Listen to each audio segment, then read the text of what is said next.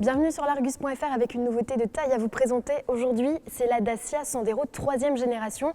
C'est tout simplement le best-seller de Dacia. Il s'en est écoulé plus de 2 millions d'exemplaires depuis son lancement en 2004. Voiture préférée des particuliers en Europe et en France. Votre version préférée, c'est-elle la Stepway? Près de 7 versions sur 10 sont présentées dans cette finition. Et ce que je vous propose, c'est d'accueillir Florian Chopin, l'expert nouveauté de l'Argus, qui va nous présenter en détail cette déclinaison baroudeuse de la Sandero. Salut Florian. Salut Géraldine, bienvenue à l'Argus.fr. Merci. Alors qu'est-ce qui change finalement, Florian, sur cette 3e génération de Sandero? Beaucoup de choses? Alors il y a beaucoup de choses qui changent sur cette Sandero Stepway. Elle est beaucoup plus robuste, beaucoup plus SUV que la précédente génération. Ça se voit d'abord avec ses boucliers très spécifiques, ses protections de bas de caisse, ses arches de roue sont beaucoup plus marquées que sur la précédente génération. Aussi, pour la différencier de la Sandero classique, Dacia a choisi de proposer un capot moteur beaucoup plus marqué, ce qui donne plus de robustesse, plus de muscle à cette voiture. Concernant la signature lumineuse à l'avant comme à l'arrière, la Sandero Stepway reprend la forme en Y que l'on avait aperçue sur le concept Spring, qui préfigure le futur SUV électrique de Dacia.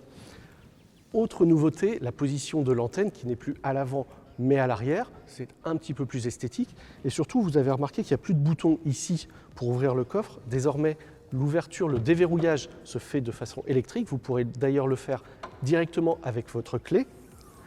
Et il s'ouvre, ce haillon, sur un volume de coffre de 328 litres, ce qui est à peu près identique à celui de l'actuel Sandero Stepway. Côté dimension, la voiture bouge assez peu par rapport à l'ancienne génération, notamment en longueur, plus 1 cm. En revanche, en largeur, elle est plus généreuse, 5 cm. Ses voies ont été élargies et surtout, elle est plus basse de 2 cm, ce qui donne un pare-brise plus incliné, plus de dynamisme pour cette Sandero Stepway qui conserve ses barres de toit. Sur cette génération, Dacia a choisi des barres de toit modulaires. Vous pouvez les transformer en galerie pour installer des objets jusqu'à 80 kg. Autre spécificité toujours de la Stepway, elle a une garde au sol rehaussée par rapport à la Sandero classique, ce qui lui conserve toujours ce côté SUV. On l'a vu, la Dacia Sandero évolue énormément à l'extérieur et à l'intérieur, finalement, Florian, on se retrouve également avec un grand nombre de nouveautés, à commencer par finalement cette tablette tactile gigantesque sur la planche de bord. Alors, tout à fait. On n'a pas l'impression dans cet habitacle d'être dans une Sandero tellement il y a d'équipements nouveaux, d'équipements high-tech. Alors cette Sandero Stepway est vraiment la version haut de gamme. Donc ce qui saute aux yeux, c'est bien sûr cette tablette tactile, 8 pouces. Là, on a la version Medianav avec le GPS, c'est vraiment le haut de gamme. On peut avoir, c'est peut-être un petit peu beaucoup, un support pour le téléphone portable avec directement la prise USB derrière, ça c'est super pratique. Là on remarque que dans cette version il n'y a plus de frein à main manuel, c'est un frein à main électrique et puis toutes les commandes de climatisation sont reprises de la Clio 5, du Duster nouvelle génération. Donc maintenant ce sont des molettes, c'est super pratique. Et puis continuons. On a carrément un bouton de démarrage. Enfin, là, on n'est vraiment plus dans une voiture low cost. On le voit sur les tissus utilisés, sur le détail, l'attention apportée au détail. C'est peut-être rien, mais un petit peu de couleur, ou alors les contreportes qui ont été retravaillées. Le grainage des plastiques a été vraiment minutieusement travaillé. Donc, elle monte en gamme et ça se voit. À l'arrière, dans cette Sandero Stepway, on est toujours aussi bien accueilli, que ce soit au niveau de l'espace aux jambes que de la garde au toit, même si la voiture est un tout petit peu plus basse que la précédente génération. On a de la place, même les caves à pied sont très accueillantes. Le siège conducteur est désormais réglable en hauteur, mais même quand il est au plus bas, les caves à pied sont tout à fait logeables. Les assises sont un petit peu plus longues que précédemment, même si on aurait aimé qu'elle soutienne encore un petit peu mieux sous les jambes. Désormais, la 3e ceinture de sécurité pour le passager central est directement intégrée à la banquette, elle n'est plus logée dans le plafond.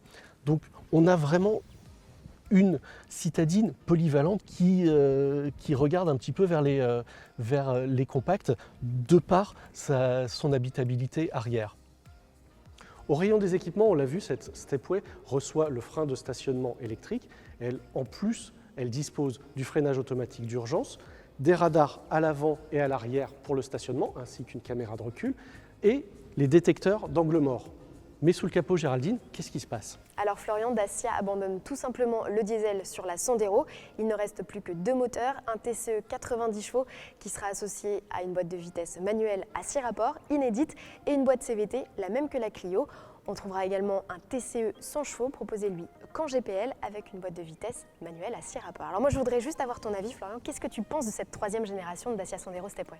Cette troisième génération, excuse-moi j'en bafouille, parce qu'elle est vraiment agréablement surprenante, parce que Dacia a permis à la Sandero de grandir, de prendre de la hauteur. Elle devient presque plus haut de gamme, elle est plus robuste, plus SUV, et surtout elle s'éloigne de l'esprit low cost d'il y a 15 ans. Donc en fait, mais toujours en proposant des équipements utiles à un prix très contenu. Et oui, parce que le prix en fait devrait se situer autour des 14 500 €, ce qui représente une inflation de 200 à 300 € de plus. Donc c'est assez contenu par rapport au modèle qui était jusqu'ici au catalogue. Mais pour avoir toutes les déclinaisons de gamme, d'équipements et de tarifs de la Sandero Stepway et de la Sandero qu'on vous présentera très prochainement, eh bien rendez-vous sur l'argus.fr.